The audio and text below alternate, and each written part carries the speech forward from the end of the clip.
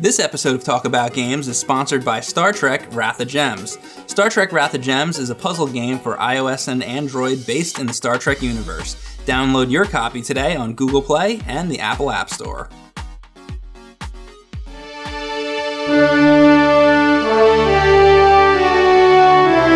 You know you can't go wrong when I get to play a Star Trek game that's about Star Trek, the original series. It's a point-and-click game. It was released in 91 or 92, 1991, Paramount Pictures. And what's awesome about the game is that it has the voice actors, Shatner, Nimoy, all that, and some of these actors have now passed. So this is something that can no longer be in existence. There was at least 2 releases of the game on PC. There was the version that we have here, which is the floppy disk version, and this is like at the tail end of floppy disks getting into CD-ROM, because there's a lot of disks. It probably took a long time to load the game. This was a game that my dad actually bought for me for our 386 that we had at home, and this is pre-CD-ROM. And it must have taken all afternoon to install. Now, I know that you were more of a next-gen guy, so I found it funny. As we were playing the game, he mentioned, he saw the tricorder, and your dad had to explain to you about the tricorder. Yeah, he had to tell me that the tricorder was the original series tricorder, because I had never seen it, and that was a phaser, and the communicators weren't the buttons and things like that. They updated all the tools and instruments from the original series to the next generation. So let's talk about the game itself. The gameplay. It is an adventure point-and-click style game, sort of like a Telltale type of game. And, we recently did that Batman game that we didn't really care for too much.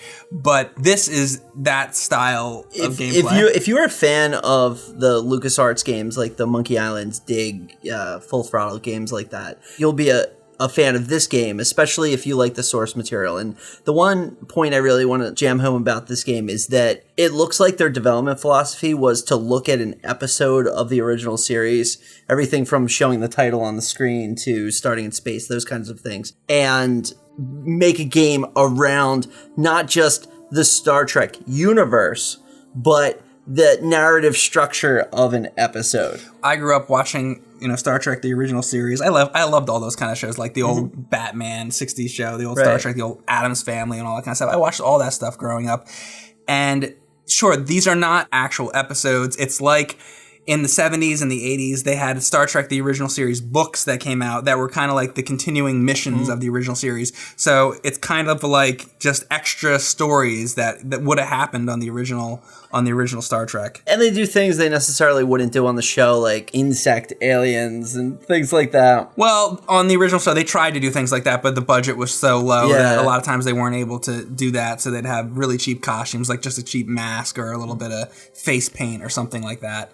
Another thing that I think is really cool about this game, and somewhat unique among point-and-click adventures, is the fact that there's also a combat element. There's a ship combat piece, which is really cool for the era this was in. I mean, I was playing it on a 386, and there's a 3D-ish combat experience. Yeah, I will say, for people that aren't too into like the point-and-click style games, and I can understand that, this actually, like he's saying, has combat. So we were only a couple minutes into the game, we beamed down to a planet, and we're phasering Klingons, and they're firing back at us. One of our red shirt guys died, and then there's also space combat. So it's not just going around and pointing and clicking and stuff. There is a little bit of action, which is cool. But while the action is very friendly to novices to point and click, the game has a great deal of difficulty. And where in modern point and click, and even some of the older ones, the path you take through the game is fairly well telegraphed. Sure. In this one, there's some like big leaps of decision making. The best examples I have are when you have to enter the prefix code to get on the ship in the second mission.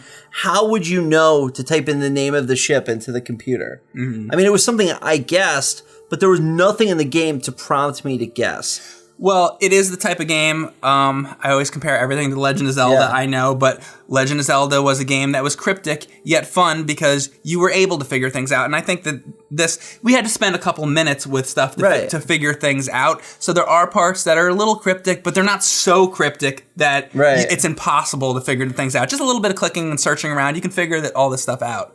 And as you were saying about the game being sort of linear, you have to do one thing and to the next thing. When you're starting off and you're going to the planets, this is a game where you need to have the map and the book, because when you go on missions, they have you do it in a specific order. The commander will say, go to a specific planet, and then you have to actually use this guide.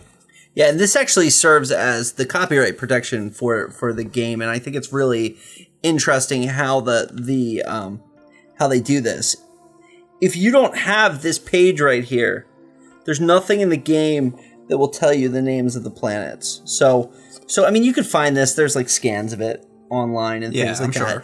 But you know what's interesting? If you're buying the Steam game, I'm sure it's in the manual somewhere and it's in the materials for the game. But you could buy that game, download it, and install it on your computer and never know you need this. Yeah. So if you are getting this on Steam, and there is a DOSBox version of the superior CD-ROM version with the voice acting on Steam, remember to find that map somewhere so you can play the game. And another thing that happens is if you go to the wrong planet first, you'll end up just getting killed because they don't want you going there, so you'll get attacked by some stronger enemy. Speaking of this game, you know, there was also Star Trek, the 25th anniversary for NES. It's not nearly as good as this version. Like we said, you know, the graphics are better, the gameplay's better, and it has the voice acting. Why wouldn't you want that? Another thing that we definitely have to mention is today is the 50th anniversary of Star Trek, the premiere of, Star Trek, the original series. Star Trek, the original series is one of my favorite television shows of all time. I grew up watching that show. Our Cinemassacre audience, here's a little trivia for you. You guys remember the Friday the 13th episode?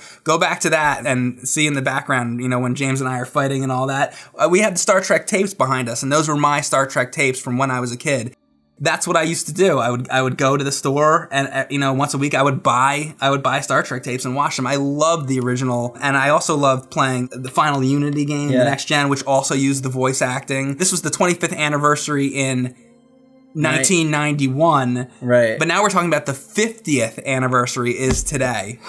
Yeah, and it's crazy. I remember playing this game, and now we're at 50 years. We've had the rest of Next Gen. We've had, 3 more series to come after that. We've had movies. We've had the Kelvin timeline become a thing with the, Abrams movies. And this winter, we're going to have a new Star Trek series. And it's exciting that 50 years later, for better or for worse, we're going to have a new Star Trek series. We'll see what happens with that. They had the Comic-Con trailer, and it sort of looked like there was a show called Star Trek Phase 2 that they were trying to bring on the air in, I think, the early 80s, or maybe it was late 70s. That ship design is what they used for the design of the ship on the new Star Trek Discovery, and that came with mixed emotions. There's pros and cons. I just hope that when we see the final CGI and the final show, it fits a little more into what we're used to with Star Trek. One of the things I liked a lot about this game is that when you beam down to a planet, it uses like the musical cues from the actual episodes, sort of background music that is only featured in the original series. Just like little things like that they bring into it. And another thing that's kind of cool is that the characters that they introduce in this are new characters. They're like, remember the space pirate guy? He's not in an episode. And some people were saying that Harry Mudd, I guess, appears in the game. So I guess there are more familiar characters that come into it later on. But it's really awesome.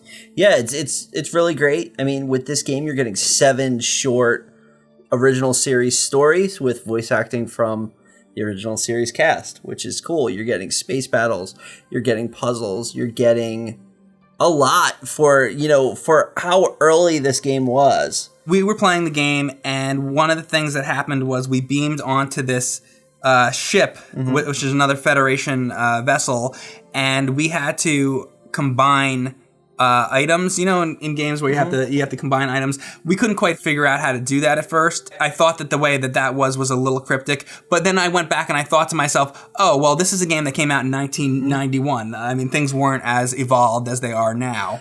Like even if there was just one little more menu where you could like click on the item and then it says, oh, you're using this with this or something like that, that would have made it better. But remember, they had to fit everything on those discs over there. Right. So while the game isn't perfect, and you might find little bugs here and there like that are a little bit frustrating, overall, I think this is one of the better, or even one of the best Star Trek games that I've ever played. When you play this game, you actually feel like you're playing an episode of Star Trek. I mean, this is how you do it. I mean, they could have fixed a couple of little cryptic little things, but for the most part, this is what you want out of a Star Trek game. I want to mention that at the end of every episode, you get graded on a percentage system based on what you do, and your decisions do matter. Whether or not the red shirts are coming back, whether or not the crew gets vaporized, whether or not different things happening along the way. It could be shocking. Whether or not you accidentally bomb an orgy,